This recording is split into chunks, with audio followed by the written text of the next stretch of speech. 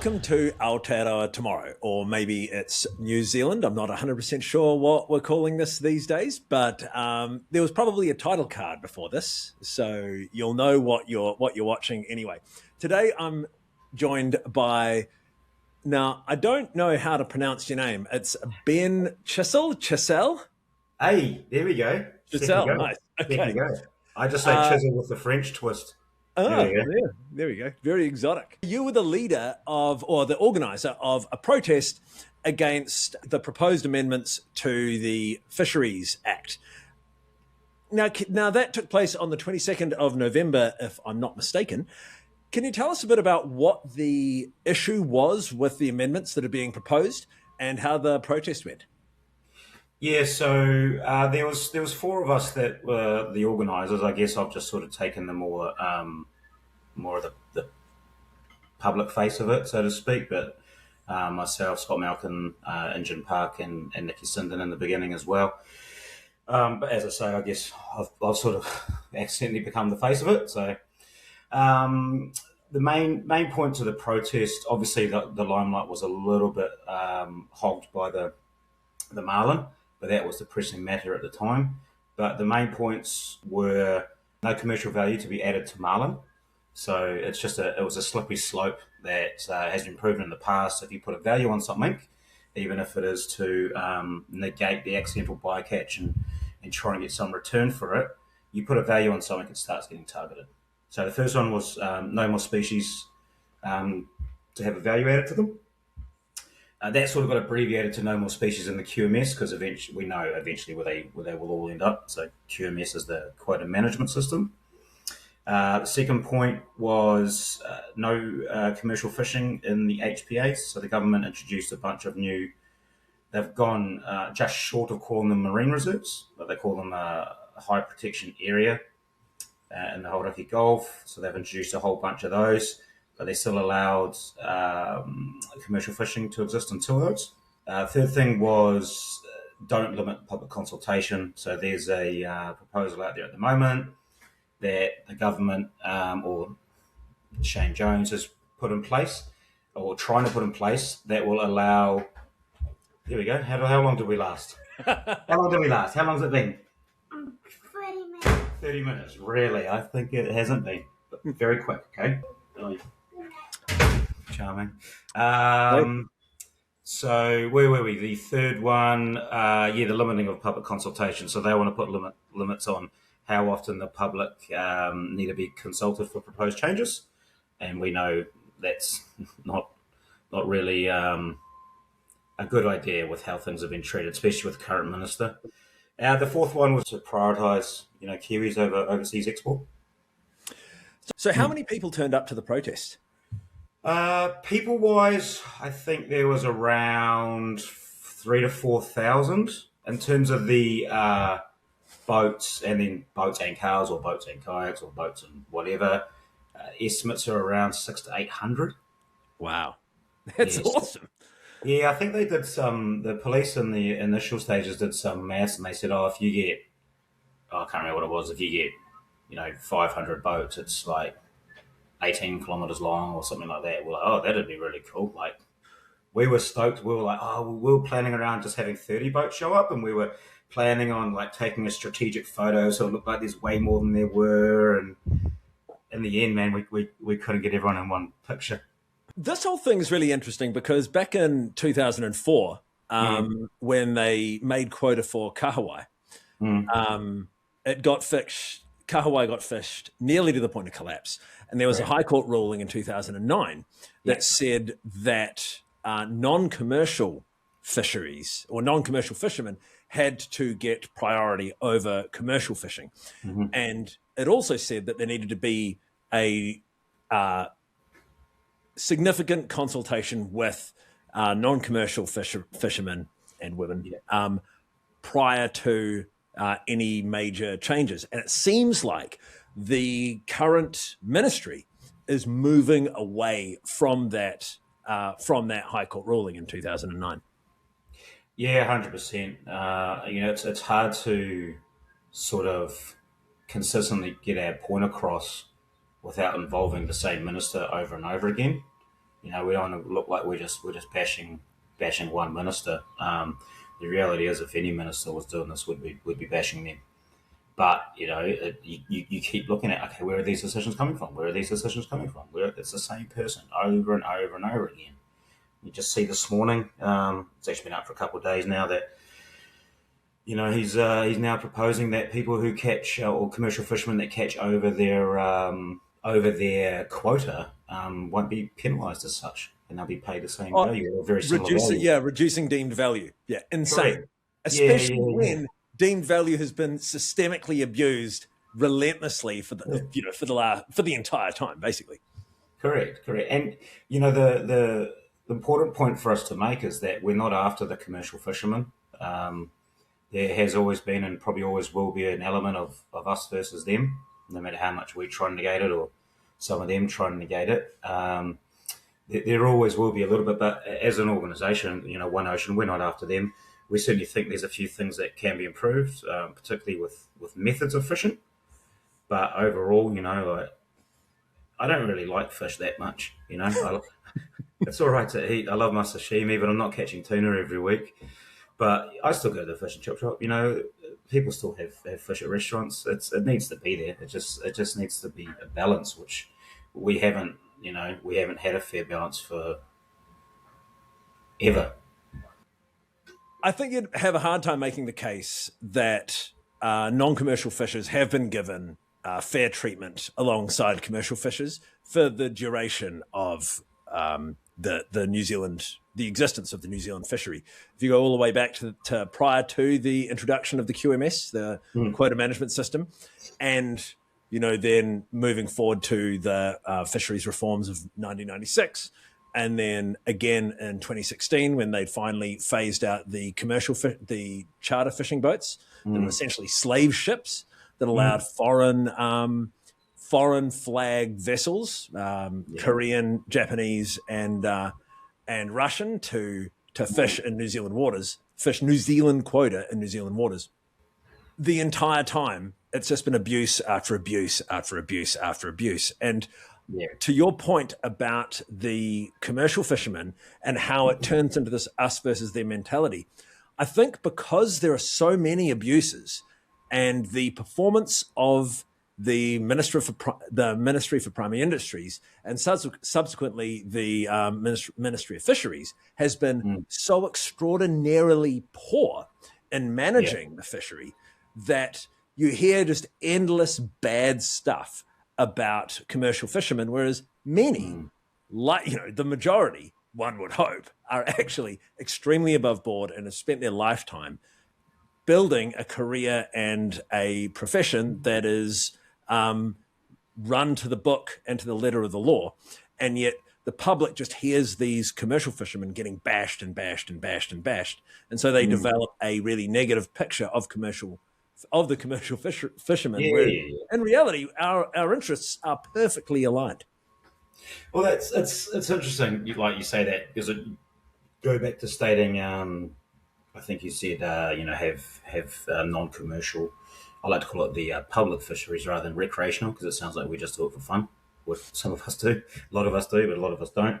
It's not so much have we had a fair say, because fair is subjective. What is fair? But there's no objectivity to the word equal. Have we had an equal say? And the answer is no. But looking at the commercial, versus public side of things, it's interesting because we've had commercial fishing guys say to us for a long time, and there's one person in particular who's quite vocal, and I get along with him relatively well. He said, "Man, you guys got to stop bashing the commercial guys. You got to stop bashing the commercial guys. You got to go after the rule makers. We aren't the ones that set these. Blah blah blah blah blah." So okay, so we start going after the rule makers. We exactly what we've been asked to do, and then we get the same people saying, "Well, why are you going after those guys? They're not the ones that asked for it. You should go after the commercial fishermen that asked for this rule." Well, so it's frustrating. They say, "Oh, we want to work together. We want to work together." When I call these guys that say they want to work together, they're too scared to talk. So can't work together because they're scared they're going to get their quota lease taken off them, or they're going through some amendment proposals at the moment and things like that. They're just too scared to talk. So when you say scared of getting their quota lease taken off them, where does that fear come from? And you're talking about. Let's actually talk a bit about how the industry is structured. So you've got the fishermen themselves, and then you've got someone who leases them quota. What is the relationship there? How does that work? So basically, you've got quota owners or quota holders. So there's big companies that own them, Moana, so forth. They'll have a certain amount of fish that they are allowed to catch. Most of them don't actually catch their own fish, so they'll own that quota and they'll lease out small chunks to separate companies or individuals or organisations or whatever, and they'll say, "All right, well, we'll lease you 22,000 tons of snapper for this year, and here's going to be the lease value of that, whether you catch it or not." Most of the time, as I'm aware, it doesn't matter. You still charge the same amount. So you got these guys paying pretty high rates to have the rights to fish in these areas, and they have to catch as much as they can to make as big a return as they can. So you can't put it against them for them trying to make the biggest return they can, because the margins aren't big. A lot of these guys that have a small boat, they're not driving around Ferraris and Bentleys and stuff like that, man. Like they're not doing, they're not doing superb. They're doing all right, but it's what they know, so it's what they stick with. But the issue isn't with the guys. It's with the rule makers. It's with the quota owners. QMS was great when it came out, and I'll tell you right now, the person who wrote it says it's got to go. So there's two tiers here. There's the people who actually do the fishing, and then there's the people who own the rights to the fish themselves, is what I'm understanding, which means that the people who actually control the fisheries aren't even involved in fishing themselves. Yeah, they had no idea. They wouldn't know what a diesel versus a petrol engine is. Yeah. So when you say the quota management system has to go, if you have people in charge of an industry who are in no way involved in that industry, then that makes absolute sense. But what does change look like? And that's something that we haven't really had the opportunity to look at, because no one's ever said, "Hey, what would it look like?"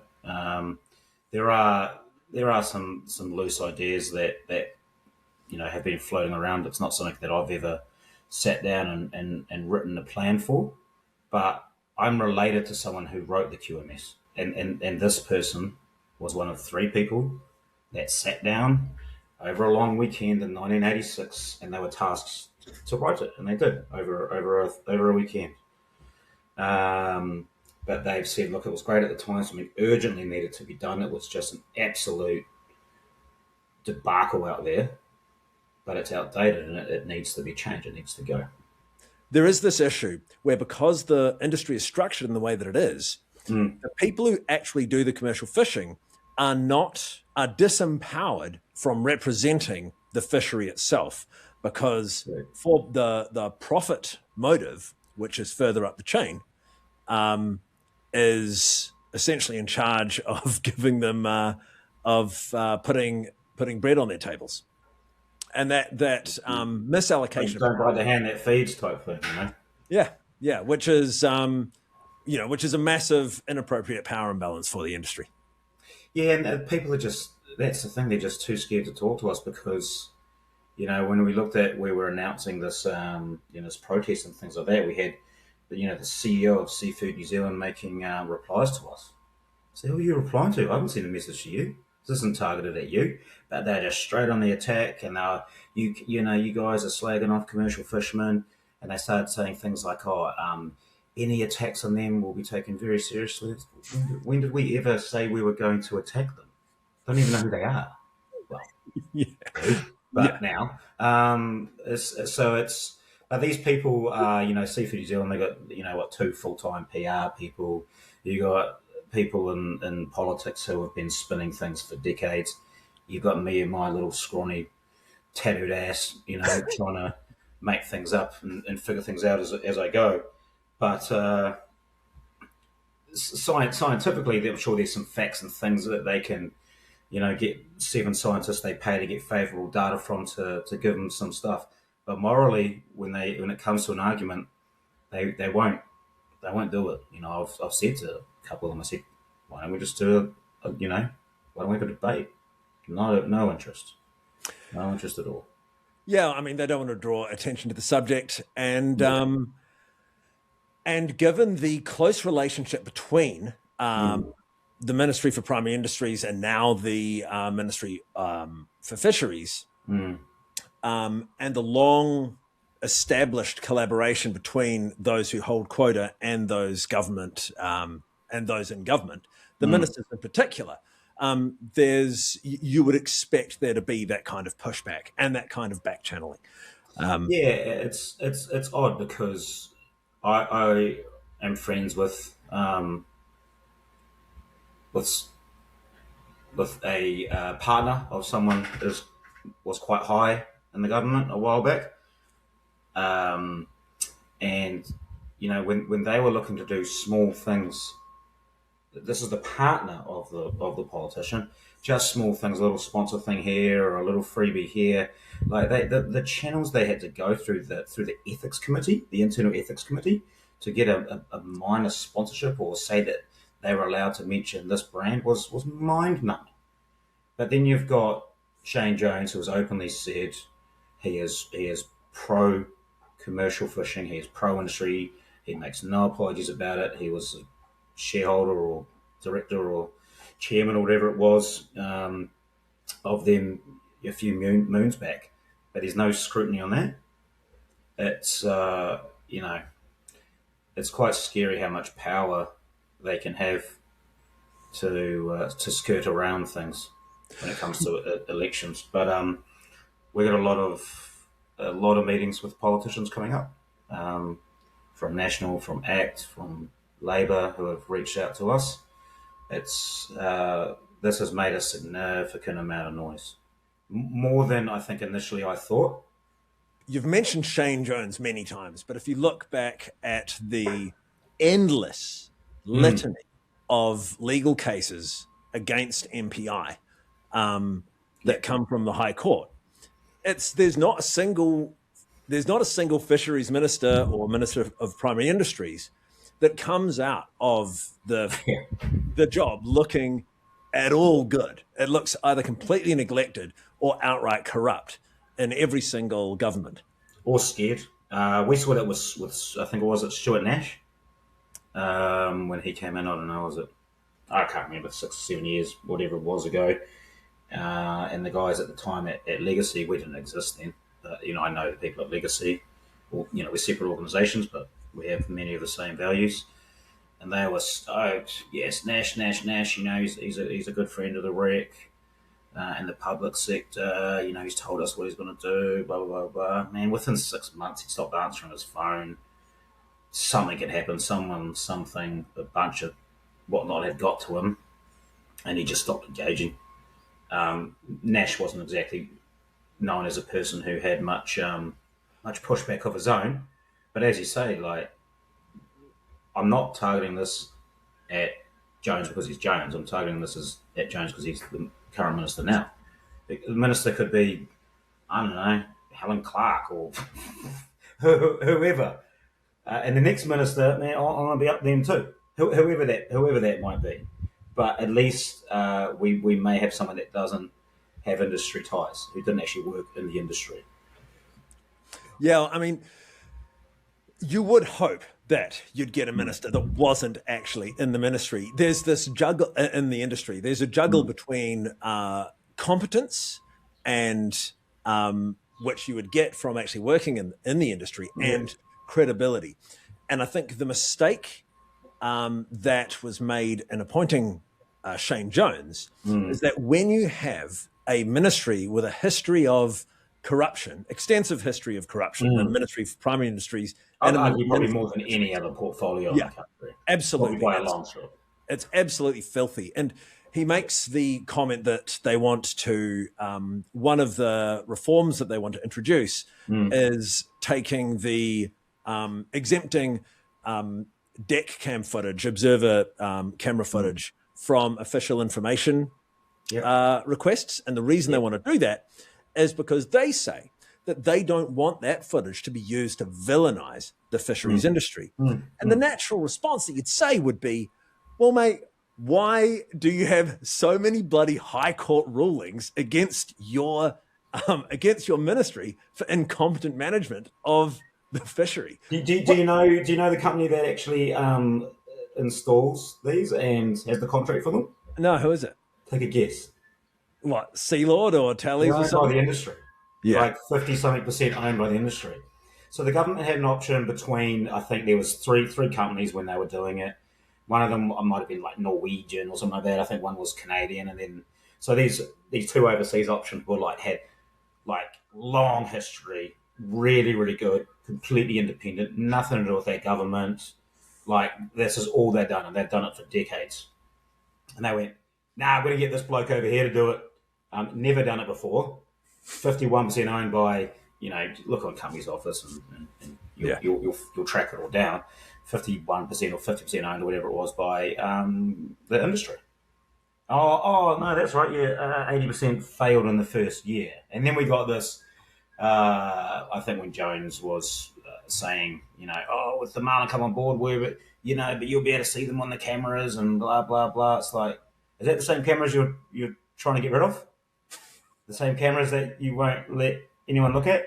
The same cameras that are monitored by an organisation who has arguably been the most corrupt in the history of any portfolio in New Zealand?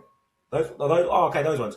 Man, sounds fair. Yeah, go ahead, do it. It's hard to not slag them off, but it's just it's almost become so corrupt that they just don't hide it anymore.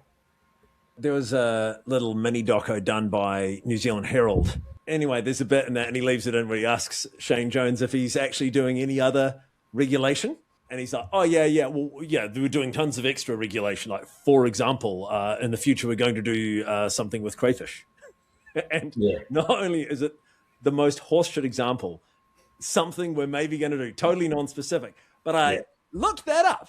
So there was a High Court ruling in 2025, that's last year, that said that the minister had failed to account for the ecosystem's health, and that had led to the collapse in crayfish and the resultant emergence of killer barons. So that's already part of the picture, and now they're going to respond to that with crayfish regulation. It's like, mate, the whole reason you need crayfish, you need to have a ban on taking crayfish, is because you've not done that in a timely manner before. It's not a reasonable, it's not something to laud up as some good piece of regulation that you're bringing in that demonstrates your own moderation and care for the environment. Is it from the top of the country down to, I think, Bream Tail or something like that, isn't it? I don't actually know. I don't know. From the first of this April, I think, for 3 years. Yeah. Yeah. So won't change how many I've caught. But it's frustrating that I guess, particularly for people up there, that it got to that level before anything was done. There'll be a lot of guys up there, particularly the far north, that have lived in those areas, for generations, and they take a little 12-foot tinny out to a reef, and get a couple of crays and spare a kingy, and that's them and their family for 3 or 4 days. But they can still spare the kingy if they're there, but you can't take those crayfish now, so it changes everything. And as you say that, I mean, that brings us back to what you mentioned before, and that is the problem with referring to this as recreational fisheries. And I like the phrase you used, public fisheries, because ultimately a lot of people subsist on fish, especially with the cost of living crisis and their ability to access that. I mean, you have this incredible resource and it needs to be protected. And there does not appear to be any direct recognition of that obligation, and it was a legally established obligation in 2009 from the current ministry, and that I think is what is really shocking. Yeah, as I say, that's why I try and refer to it as the public public fisheries, and there's a number of ways you can actually look at it as well. We're trying to. I guess it's classed as a sport, so talking to the sports minister, and we've also got meetings with environmental side of things, and that's why we mention it, or I try and mention it as a public fishery, because obviously, yes, there are a lot of us that go out and do this recreationally, particularly sports fishing, marlin tagging and releasing, but there's a even bigger percentage of people that do it to feed their family, particularly up north, east coast, things like that as well. So, and even I know I don't do it for the food, but let's say we do all right and we get, I don't know, a few snapper, a kingy, whatever, we'll have that for 4 nights. As a family, an average meal, I guess, when you're looking at protein, you're probably spending on meat on average, I don't know, maybe $20 a day, $30 a day, maybe for a family of 4 to 5. You take that $20-30 off the table for 4 days, it's $100 a week, and that's a lot of money for some people. So you can definitely see why people do it for food. Oh, this is great, Ben. So, what are the next steps that you guys have? Yeah, so obviously we had success with the marlin proposal reversal. We are pretty, I guess, cautious that was likely just a red herring. Obviously, it's a pretty passionate subject for a lot of people. So Red herring, really? Yeah, red herring. I didn't actually realise that. Red herring for the red moki that they're still trying to push through. There you go. So you get the red moki, boarfish, and a bunch of other fish. They're also trying to put through that as well. Marlin was on the table. That's been taken off the table. So although there's a lot more for us to do, we didn't want to say, "Hey, we won the marlin thing," and then just straight into more negative stuff. We want to let people sort of absorb that win for a little bit, and then we look like, okay, on to the next subject. And obviously with, the news in the last couple of days about Jones wanting to, reduce the deemed or increase or change or whatever the deemed value of bycatch, and he's also had another one. We're saying because snapper and kingfish are offshore now, that bycatch rules should be changed around that. So we'll start focusing on that. We also really want to push for the public consultation changes not to go ahead. But we've got a lot of meetings coming up with various different ministers from different political parties. So that's it for us. We want to focus on the next thing. We just needed a bit of a breather. We all have full-time jobs and kids and no fighting fund for any of this sort of stuff. So that'll be us. So just keep an eye on that. And obviously, we're here. What, if anything, can the listeners or the viewers do to help out? Main thing is, we had a lot of comments saying, protests don't change anything, this will never go anywhere. And I was like, oh man, I hope these guys aren't right. We had a change within 2 days. James just didn't announce it till recently. He was told the day after the protest to back off and called an idiot by his boss and his boss's boss and a bunch of other people in Parliament. So when these things happen and, if there is another protest and things like that, just try and get out of that mindset of the protest achieves nothing. We've proven it has. All 4 of us that were involved in the protest at the beginning, none of us had ever been to a protest before. So the first protest I'd ever been to was one I organised. Same with, Scott and Jim, Nikki. We're like, has anyone ever been to a protest? We're like, nah. So we had the meetings we had with the police and all this stuff was really difficult, but we had a great outcome. So if we do need more of this stuff, and let's say we do a protest up north, or we do one in Auckland, Wellington, and Christchurch, or something like that, please come along. It was actually ridiculously fun. It was hilarious. Some of the stuff we saw there too, man. Obviously, we've got to be a little bit PC-ish, but some of the stuff, man, I was like, I wish I could put that up on the page. But we'd lose credibility as well. Yeah. So we need to be seen to be taken seriously if these organisations want to engage with us. But at the same time, we have to be ourselves as well. So if people see something and they do follow it, don't say protests don't achieve anything, because we've proven they have. This is the biggest sport in New Zealand. There's 600,000 of us. Every political party is making this a major issue this go around. So if there's something that happens up opens up, sorry, then come along. We really need it. Awesome. Well, that's a really inspiring note to end on. Cheers, Ben. And yeah, I'll be in touch. Sweet as, man. I'll leave you to editing.